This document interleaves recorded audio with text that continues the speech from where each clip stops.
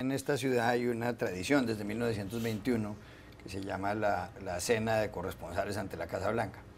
Y en los últimos tiempos se lleva a cabo en el Washington Hilton, un hotel que queda en la avenida Connecticut, cerca de aquí, en un salón muy grande, caben como 2000 personas, y con posterioridad a esa cena hay una serie de fiestas en distintos puntos de la ciudad. Justamente una de las más sofisticadas tuvo lugar en la residencia del propietario de Político, la página de Política, y uno de los invitados era Rafael Matos, que está aquí sentado. Van muchas personas a esto. Normalmente el presidente de Estados Unidos va a la cena. Ha habido 2 o 3 que no lo han hecho, uno de los cuales es Donald Trump. Él no ha querido ir a ninguna de las 2 cenas de los corresponsales ante la Casa Blanca. El sábado, cuando se produjo la cena, cuando tuvo lugar la cena, él se fue para Washington, pero a Washington en el estado de Michigan, y dijo que allá estaba todo mucho mejor. En esta cena, donde, repito, hay discursos llenos de bromas, pesadas muchas de ellas, incluso Barack Obama fue a varias de estas cenas y se burló de medio mundo, y también de Donald Trump, cuando Trump ni siquiera era candidato presidencial. Pues en esta ocasión el discurso central lo pronunció Michelle Wolf, una actriz afroamericana, ella se dedica al humor y tiene 32 años, pero dicen que se le fue la mano. En un momento dado se refirió a Sarah Huckabee Sanders, la portavoz de Trump, la portavoz de la Casa Blanca, que estaba más o menos a 1 metro de distancia, y dijo que cada vez que hablaba Sarah Huckabee Sanders, ella no sabía si lo que iban a soltar era un atado de mentiras y demás, pero se burló de muchas cosas, incluso del aspecto físico de la gente, en una comparecencia de 19 minutos. Hay quienes dicen que esto deberían acabarlo, esta costumbre de la cena de los corresponsales ante la Casa Blanca. ¿Usted está de acuerdo o no? No, puedo seguir, pero es al descrédito de la prensa, que al riesgo de que la prensa como institución se siga viendo afectada la imagen por este tipo de cosas, porque ya se ha acentuado una dinámica aquí, que es que cuando hay un presidente demócrata se hacen estas fiestas y todo es para rendirle pleitesía al presidente de turno y reírle sus bromas, donde el presidente de turno ataca a los rivales y de todo, pero cuando es un presidente republicano es para insultarlo, es para cuestionarlo y demás, porque no solo con Trump, yo me acuerdo de estas cenas cuando estaba Bush de presidente, donde Bush sí iba a las cenas, pero donde me acuerdo que Stephen Colbert fue uno de los que dio en su momento. O sea, que usted cree que la prensa es demócrata. 2006. No, totalmente. Es que eso no hay una discusión aquí en Estados Unidos. O sea, hay un sesgo marcadísimo prodemócrata a lo largo de la historia, no es solo ahora con Trump. Ahora bien, eso no quiere decir que la prensa no está justificada en atacar los excesos y muchas de las cosas del presidente Donald Trump, pero que el sesgo ha existido a lo largo de los años, ha sido a lo largo de los años. Cuando hay un presidente republicano, la prensa se convierte en el perro guardián de la democracia. Cuando hay un presidente demócrata, se convierte en el perro faldero del presidente. Así que yo creo que ese sería bueno para la institución de la prensa, como imagen, que este tipo de cosas caigan, porque el hecho de que entonces usted tenga a esta mujer ahí insultando la apariencia física de otras mujeres y otras personas, y que los miembros presentes aplaudan esas gracias, esto lo único que hace es afectar nuevamente la institución de la prensa ante los ojos de muchísimas personas allende de Washington, que es donde más ha sufrido la imagen de esta institución. Beatriz Pascual.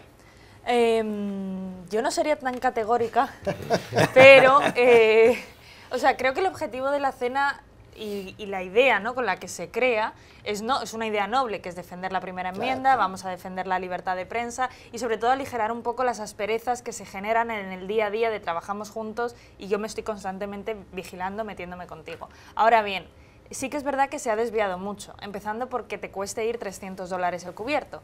Claro. Empezando por ahí, se ha convertido en un evento elitista en el que no toda la prensa puede acceder, son solo los grandes nombres o la gente que tiene pues, poder para poder pagárselo, que su organización se lo pague. Y luego también el tema de las bromas y todo esto es algo que siempre se ha dado, o sea, siempre se ha despertado polémica por quién vaya a hablar. Y es parte también, ¿no?, de la libertad de Estados Unidos, el poder meterse con quien quieras y con el propio presidente y que eso esté protegido por la libertad de prensa. Ahora bien, el tema fue un poco tenso porque Recordemos que el año pasado Trump tampoco fue a la cena de corresponsales, no envió a ningún representante. Este año como que la administración cedió un poco y dijo, bueno, vamos a enviar a Sarah Huckabee Sanders. Dios mío, y la volvieron Y la volvieron trizas, a dos asientos, 3 asientos separada por esta comediante, y claro, diciendo que si quemaba las verdades y las mentiras y con eso luego se pintaba los ojos.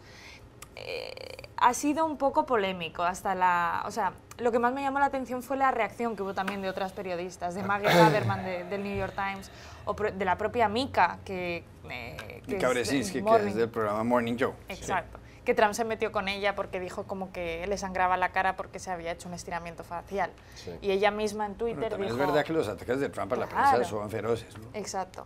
Él mismo en Michigan, cuando estaba en el discurso paralelo, no paró de meterse con los fake news y con los medios de comunicación. Entonces yo creo que es una relación un poco tensa, por decirlo suavemente, muy tensa, pero sí que a lo mejor la prensa tiene que hacer un poco de reflexión, ¿no? ¿Cuál es el objetivo de estos eventos? ¿Por qué los estamos haciendo? ¿Y cómo podríamos cambiarlos para mejorarlos? Sí. Tanto Rafael, por decir, dale, esto es una sacate cosa. el pecho eso. No, primero, un matiz primero esto que decía Juan Carlos. Es cierto que, por ejemplo, periódicos como el Times o el Washington Post son periódicos que tienen un sesgo progresista, un espíritu progresista, pero también tenés Fox News, que se ha convertido prácticamente en un canal de propaganda de defensa del trumpismo. Y también creo que hay medios y periódicos que, por más que tengan este espíritu progresista, también con administraciones demócratas hacen una cobertura bastante agresiva, bastante fuerte. Eso se me viene a la cabeza, por ejemplo, el New York Times, la cobertura que hizo de los ataques de drones que ordenaba Obama, que era muy crítica, por citar una cosa. Hay una tradición partidista en la prensa norteamericana que sí se traslada un poco a esto que comentabas vos. Yendo al tema de la cena, ¿no? El espíritu un poco original de esto era tratar de garantizar el acceso de los periodistas al poder y defender un poco la primera enmienda de la Constitución, la libertad de expresión. Por eso me parece ridículo y un tanto absurdo que la gente se muestre choqueada porque traen un comediante y lo que hace el comediante es decir lo que piensa, burlarse de todos, no solamente de Sarah Huckabee Sanders. Cargó contra los demócratas, cargó contra Trump, cargó contra CNN y dejó una crítica muy ácida y muy fina a los medios de comunicación en Estados Unidos. Esto que decías vos, los medios de comunicación están en Estados Unidos han perdido mucha confianza por parte de la sociedad. Un problema que yo creo está arraigado principalmente porque han perdido conexión con el país. Están muy ensimismados. Están muy ensimismados y además cuando vos te pones a pensar, la mayoría de los medios están en New York y están en Washington. Están como encerrados en esta burbuja costera, elitista, progresista, azul de Estados Unidos y le falta por ahí un poquito más de contacto con el resto del país. Ella, por ejemplo, dijo de CNN, you guys love breaking news, les encanta publicar noticias. Le dijo, felicitaciones, lo rompieron. Y es cierto, uno por ahí a veces se pone a ver la pantalla de CNN y uno no se entera de nada. Ella dijo de una manera muy ácida, la mejor información que tengo cuando miro CNN es cuando Anthony Bourdain me dice dónde tengo que comprar noodles. Y por ahí uno prende la pantalla de CNN y lo único que escucha es Rusia, y Cohen, Stormy Daniels.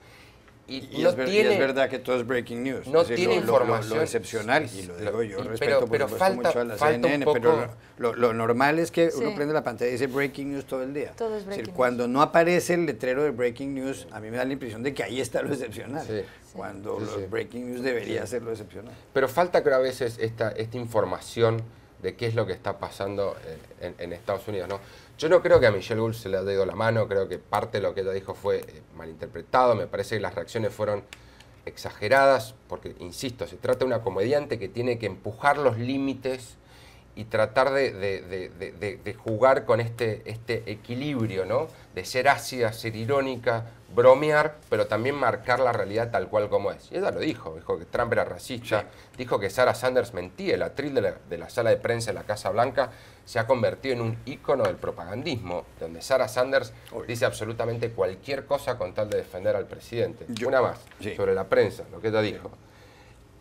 Dijo, ustedes parecen ser la exnovia de Trump, pues lo odian, pero en realidad creo que lo aman, ¿no? Dice, Ustedes ayudaron a crear este monstruo y ahora están obteniendo ganancias, réditos a partir de este monstruo con la cobertura. Trump hoy volvió a atacar a la prensa, volvió a decir que la cena de corresponsales de la Casa Blanca estaba muerta como la conocíamos. Y ahí creo que está el verdadero problema, el riesgo de tener un presidente que ataque constantemente la credibilidad de la prensa para tratar de imponer su propia narrativa. En ese sentido creo que Trump ya ganó, porque sus seguidores le van a creer, sus detractores van a creerlo a la prensa, lo que le diga la prensa, y hay un punto de la sociedad en el medio que no escucha ni a uno ni a otros, que están un poco mareados, y en esa confusión es donde el presidente obtiene el poder político que ha sabido cosechar. Decía Juan Carlos Hidalgo que la prensa, cuando hay un presidente demócrata, es el perro faldero; cuando hay un presidente republicano, es el perro guardián de la democracia. Y en cierto modo lo que está señalando es que los periodistas son de centroizquierda, o que la prensa es de centroizquierda. Pero aquí la pregunta es, ¿no es eso normal? En el sentido de que lo común es que los de centroizquierda son más recelosos, por ejemplo, de la autoridad, privilegian la libertad sobre la autoridad, mientras que la gente de derecha puede privilegiar la autoridad sobre la libertad. ¿No es normal que los periodistas sean de centroizquierda?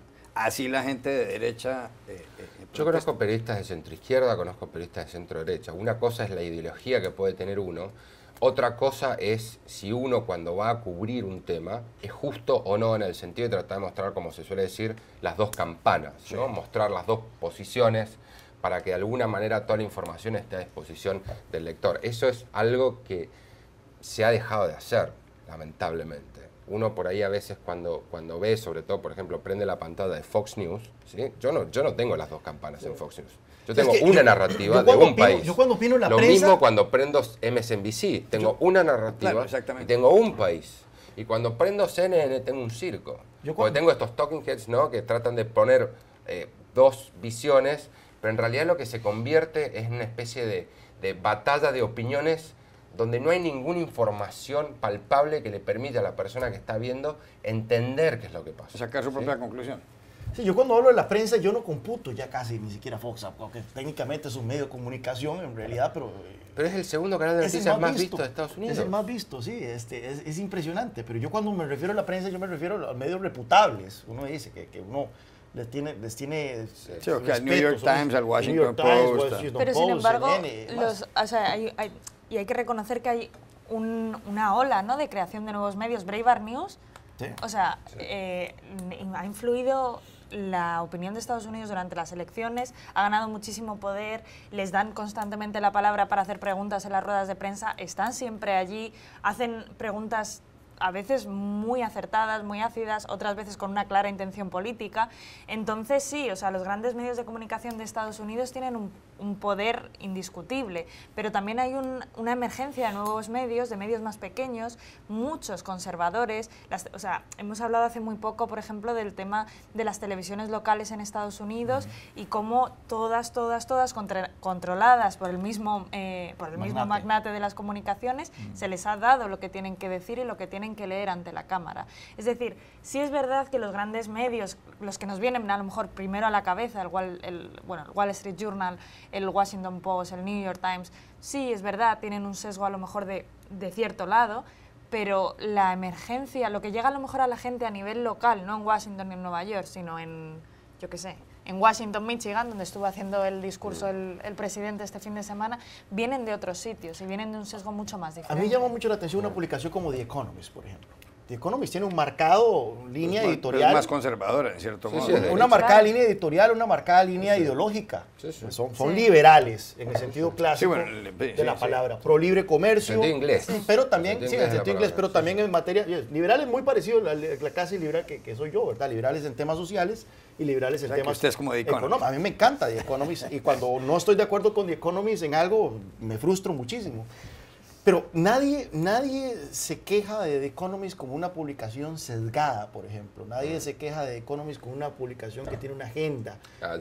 No sé por el hecho tal vez de que conozco un par de gente que sí, ¿eh? Sí. No sé, pero tal vez porque ha sido una publicación que fue fundada en los 1840, ¿verdad? 1843 fue fundada. De la abolición de las leyes de los cereales en el Reino Unido, unas leyes proteccionistas. Pero tal vez porque ha sido una revista que tan consistentemente ha ha promovido una agenda y ha criticado parejo ambos, a demócratas y a republicanos, ha apoyado, porque tienen, al igual que los medios estadounidenses, tienen la tradición de, el verbo no se dice endosar, ¿verdad? Sí. Endosar no es un cheque, pero es el Apoyar. endorsement, apoyar. Ha apoyado en su momento a presidentes republicanos, ha apoyado a presidentes demócratas, entonces eso le ha generado cierto aura de que es un medio bastante imparcial. Nadie se queja de que The Economist es una publicación... No es un medio imparcial. Es un medio que no tiene una clara línea ideológica. Editorializa en todos los artículos. Editorializa todos los artículos. Todos los artículos, pero no tiene una agenda política de como apoyar dicen, un partido this sobre newspaper otro. believes, ¿no? Este periódico Sí, cree. pero no, tiene no se le puede acusar de ser un medio que apoye un partido político sobre otro, apoye una agenda. Y si el Partido Republicano es el que apoya esa agenda... ¿Cuántas veces han respaldado al Partido Laborista, por ejemplo? Yo creo que en los años de Tony Blair apoyaron al Partido Laborista. Cuando la tercera vía. Es más, en la elección yo no sé exactamente qué hizo, pero en el 2015, en la elección del 2015, a los que apoyaron fue el Partido Liberal Demócrata, no fue el Partido Conservador. También hay una diferencia muy clara entre que un medio de comunicación diga esto es lo que yo pienso y te lo diga a las claras, que es algo que me gusta mucho de Estados Unidos, que te digan, hola, pues el Washington Post vamos a apoyar a Hillary Clinton en las elecciones, o el New York Times pues también, ¿no? Que te lo intenten meter de una forma disimulada, es decir, The Economist te dice, esta es mi agenda, esto es lo que yo creo y todos mis artículos van a estar impregnados de esto. Eso yo creo que es más Entonces, creo que eso eso es muy honesto, claro, eso es honesto de parte de los medios de comunicación, que a lo mejor contrasta, ¿no? Con, a lo mejor en España o en otros países, donde el medio te dice, no, yo soy la verdad, yo soy objetivo, tienes que creerme a mí. Claro. Y entonces, y mientras tanto te están diciendo otra cosa. Claro. Pues es la frase de C.P. Scott, que fue director del Guardian de Londres muchos años, que tiene ese famoso ensayo que se titula Comment is free, but the facts are sacred. Es decir, la opinión es libre, los hechos son sagrados. Que es la frase de Daniel Patrick Moynihan, quien fuera senador por Nueva York muchos años y ya fallecido, lo reemplazó Hillary Clinton, que decía, uno tiene derecho a tener sus propias opiniones, pero no tiene derecho a tener sus propios hechos. Exacto. O sea, a inventarse sus propios hechos.